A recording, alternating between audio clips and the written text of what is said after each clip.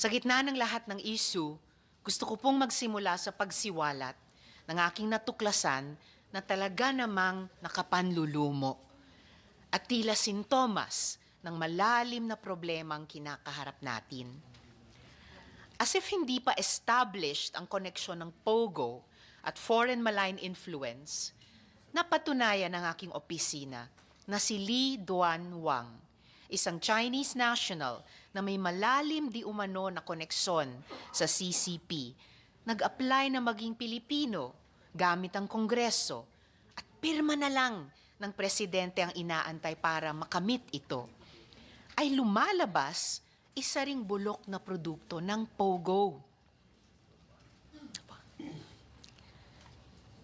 Friends, iba pa ito sa pinakita namin dati, yung Powergate and Avia.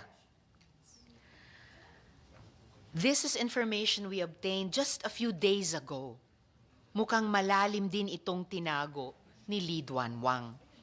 Si Li Duanwang ay incorporator ng New Oriental Club 88 Corporation, kumpanya na tinuring na pinakamalaking POGO service provider, pero pinasara noong 2019 dahil sa paglabag sa batas.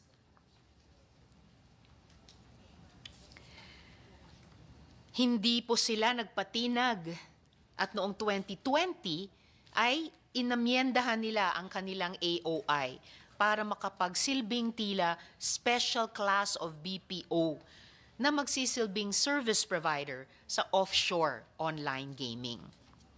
Buhay pa po itong kumpanya ni Li Duanwang as of last year. Nakita po natin kanina yung incorporators na isa siya. At noong August 2024 lang ay inamyendahan uli ang kanilang AOI para pahabain ang corporate term at existence nila.